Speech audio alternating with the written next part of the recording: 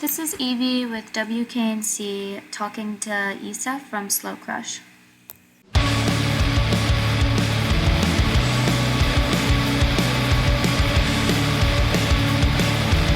So I'm Isa from Slow Crush. We just start off, Slow Crush is heavy shoegaze and based in Belgium.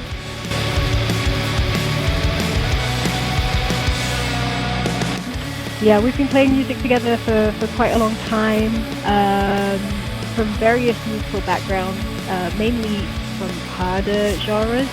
So this is the first time we've done something a little bit softer, a little bit more. Really, actually, the idea was that we wanted to try something different. So we wanted to maybe go a little bit more on the indie route, and then the sort of heavy shoegaze style lended well to our style of playing in general.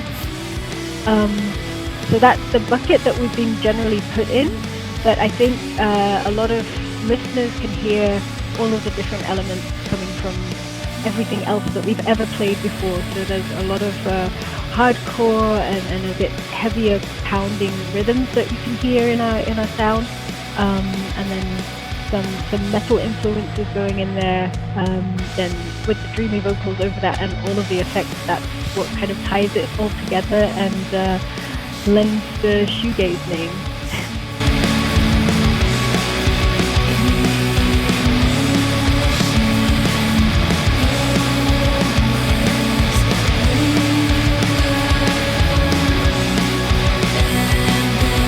Shoegaze is very niche in Belgium, so there's not a lot of bands that play out here, and we've always seen from the beginning that our fans are mainly based in the US or the UK. So yeah, UK being kind of the instigators of shoegaze with My Bloody Valentine and Slow Dive, and I think in the US it's just sort of skyrocketed.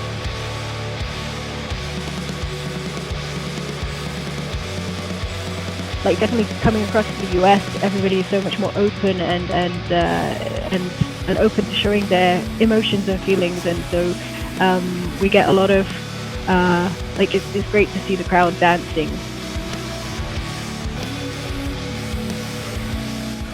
Having multiple sort of ideas coming from multiple people, it's definitely something that builds your story. We tend to write our songs starting off with one idea and then building from there. So we build like layer upon layer upon layer, like the story has different chapters. We're putting all of the pieces together by adding each layer of guitar over guitar over guitar. So our stories, our books can be pretty heavy sometimes. There was one song that we recorded in the studio, and we looked back at the tracks, and I think there were over 200 guitar tracks alone on that one song.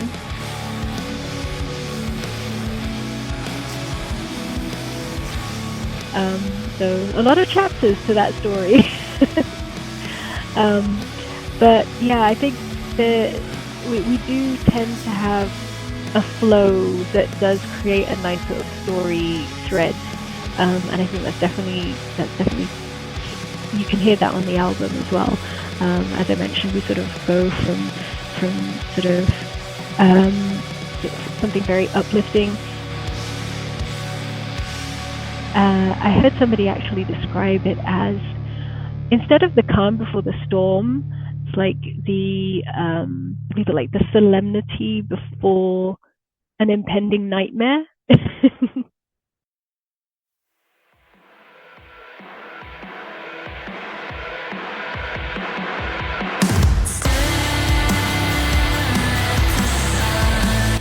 With any Slow Crush song, I feel that we always try to mix the light and the dark in general, so we've always got that balance. Some songs, one side weighs heavier than others, but we always have like the hopefulness that can be heard in there. So I think that is the key to every Slow Crush story.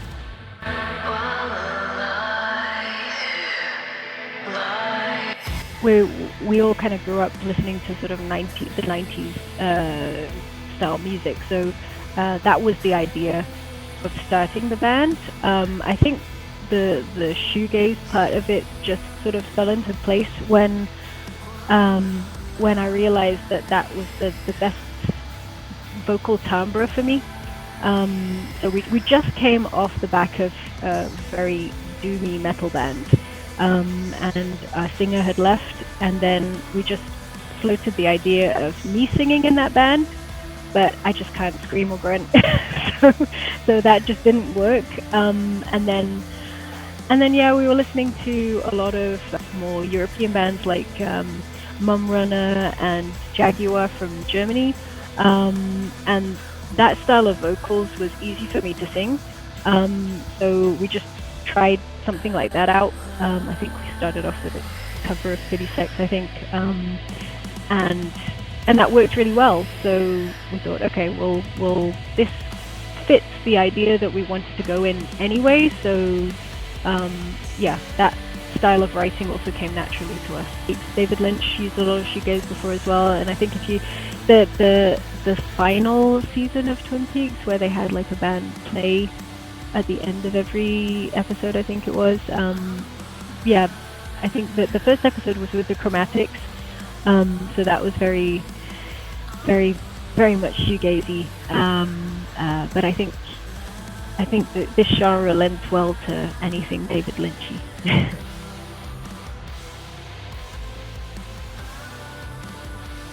and essentially everything has spawned off from blues, right? So yeah, blues influenced rock and roll, and then that just sort of diversed into various forms of pop music, or then rebellious things like punk. So everything comes from blues eventually.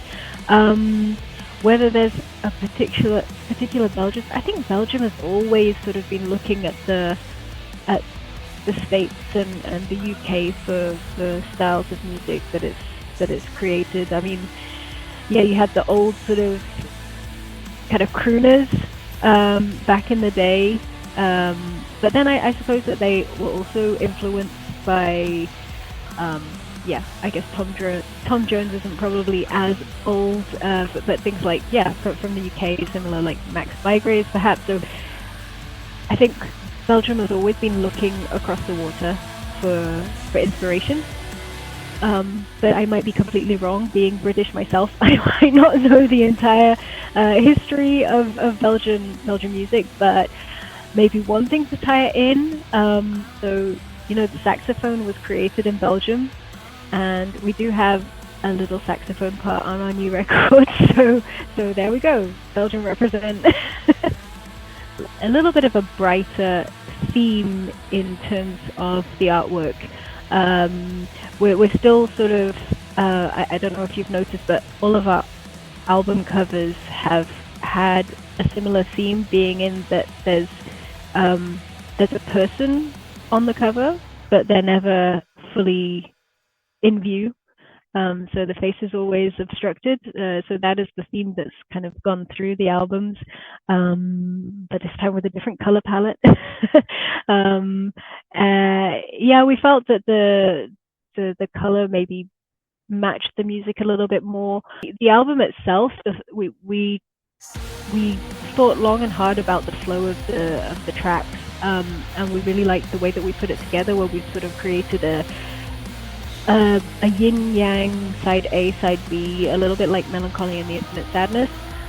So the side A is a little bit more up-tempo and uplifting, and then side B is the darker side sort of thing. And that's kind of represented in the album cover as well, where you've got the yellow, the brightness on the left, and then gradually going into the darker right side of the cover.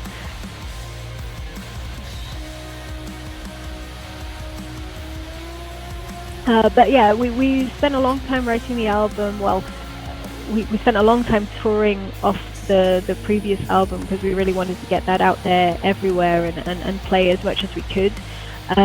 So it took us a while before we could really sort of sit down and focus on finessing the tracks, getting them ready for recording, which we finally managed to do late last year. So we went back to the Ranch production house, which is in the UK, where we recorded Aurora as well.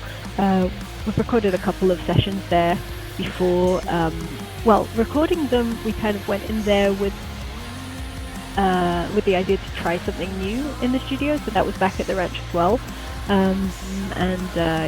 We just recorded them as essentially like demo recordings, but then we wanted to bring that out, so we brought it out as a single.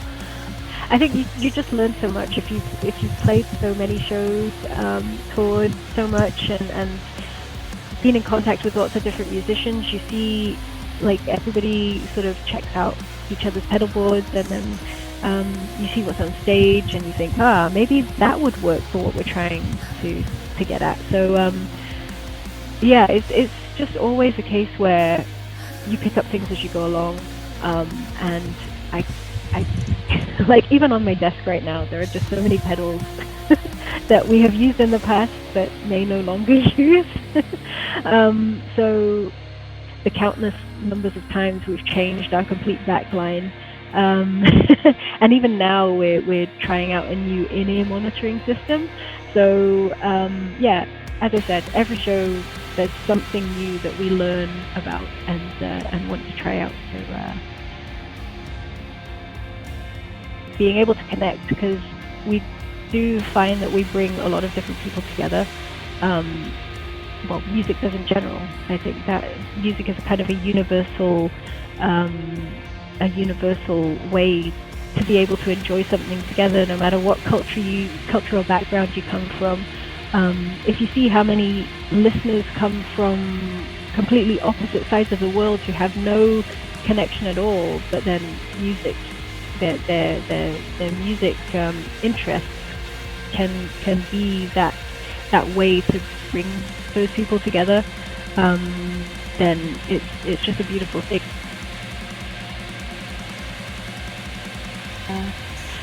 That will just be after our album release, so we'll have our new records with us. Our album comes out at the end of August, the 28th of August, I believe. So we'll have them fresh off the press and ready to share with you all. So yeah.